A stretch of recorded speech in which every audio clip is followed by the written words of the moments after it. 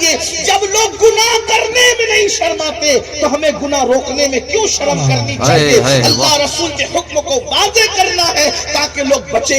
اللہ کے رسول سرکار کائنات مصطفیٰ کریم رؤوف الرحیم صلی اللہ علیہ وآلہ وسلم فرماتے ہیں جب کوئی مرد کسی مرد کے ساتھ بدکاری کرتا ہے تو خدا کا عرش جو ہے اس پہ زلزلے آتے ہیں، آسمان جو ہے وہ گرنے کے قریب ہوتا ہے۔ یہ وہ گناہ ہے جس کی وجہ سے آسمان گرنے کے قریب ہوتا ہے۔ فقیر لکھتے ہیں ابو الليث سمرقندی کہ جس وقت یہ بدی دنیا میں ہوتی ہے تو آسمان گرنے کے قریب ہوتا ہے تو فرشتے آسمان کے کناروں کو پکڑ لیتے ہیں اور اللہ کا غضب اور اللہ کا جلال اللہ اکبر جب تک ٹھنڈا نہیں ہوتا اس وقت تک وہ قل هو اللہ شریف کی تلاوت کرتے رہتے ہیں۔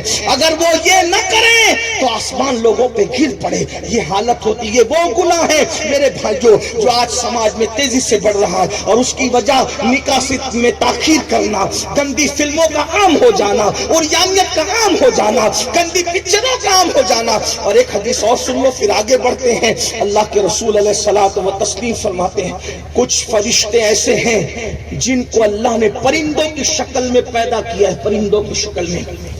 بدکاری کرنے والے کہیں بھی مرے، اندور میں، حسن آباد میں، حسین آباد میں، علی آباد میں، مدینہ منورہ میں، مکہ، کہیں مرے، بدکاری کرنے والا جس نے مردوں کے ساتھ بدکاری کی ہوگی اللہ پاک نے فرشتوں کو پرندوں کی شکل میں، چونچ والے پرندوں کی شکل میں پیدا کیا، وہ جہاں مرے گا، جہاں دفن ہوگا، رات بھی نہیں گزرے گی، وہ چونچ والے فرشتے اس کو اپنے منہ میں اٹھائیں گے اور اٹھا کر لے جا کر وہاں پھینک دیں گے جہاں قوم لوط پر عذاب آیا تھا، اور وہ انہی کے ساتھ وہاں پڑا رہے گا، قیامت میں انہی کے ساتھ اٹھے گا اور اس پر لعنت برستی رہے گی۔ یہ بہت برا گناہ ہے۔ جس بستی میں یہ کام کرنے والے رہتے ہیں اللہ اس بستی پر 36 مرتبہ ایک دن میں لعنت نازل کرتا ہے۔ شادی سے پہلے گناہ سے بچنا ہے، اللہ سے ڈرنا ہے، یہ بدی ہوگی۔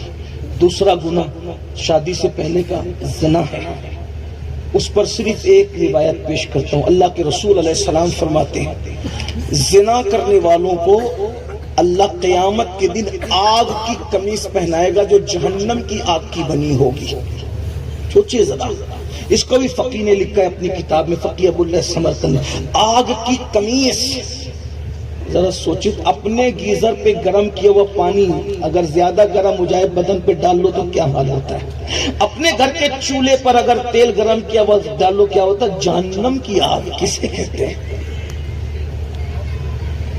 یہ جو دنیا کی آگ ہے یہ 70 مرتبہ رحمت کے پانی سے دھلی گئی ہے تب یہ دنیا کی آگ بنی ہے، 70 درجہ ہلکی ہے، اس کا یہ حال ہے۔ تو وہ جو پیور مکمل 3000 سال تک بھڑکائی گئی ہے اس کی بنی ہوئی قمیص جہنمیوں کو پہنائی جائے گی۔ اسی پہ بس نہیں، اگر حدیث میں نہ آتا تو میں بولنے کی ہمت نہ کرتا، پھر میرے آقا ارشاد فرماتے صلی اللہ علیہ وسلم زنا کرنے والے زانیوں کی شرمگاہوں پر جہنم کی آگ دہکائی جائے گی۔ ذرا غور کیجیے، آج بہت آسان ہو گیا ہے، نکاح کو مشکل کر دیا، زنا کو آسان کر دیا۔ اتقوا اللہ، نکاح سے پہلے اللہ سے ڈرتے رہنا، پاک دامن رہنا۔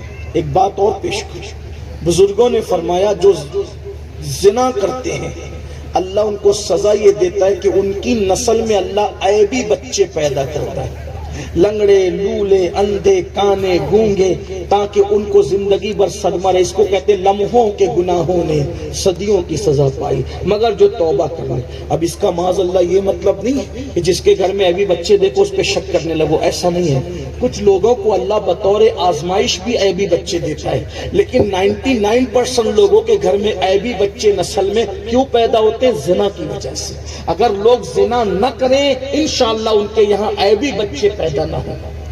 لوگوں کو بہت اچھا لگتا ہے بدکاری کرتے ہوئے، اور اللہ کے رسول علیہ الصلوۃ والتسلیم نے یہاں تک ارشاد فرمایا جب کوئی زنا کرنے والا زنا کرتا ہے تو اس کے وجود سے سینے سے ایمان ایسے نکل جاتا ہے جیسے کپڑے لوگ اتارتے کیسے نکل جاتے ہیں، اسی طرح ایمان نکل جاتا ہے۔ اور جب تک وہ بدکاری میں مبتلا ہوتے ہیں تو ایمان ان کے سروں پہ چھتری کی طرح سایہ فگن رہتا ہے۔ زمین اللہ کی بارگاہ میں گڑ گڑاتی ہے، مولا مجھے اجازت دے تاکہ میں 2 حصوں میں چر جاؤں اور ان دونوں کو اپنے اندر دبوچ لوں۔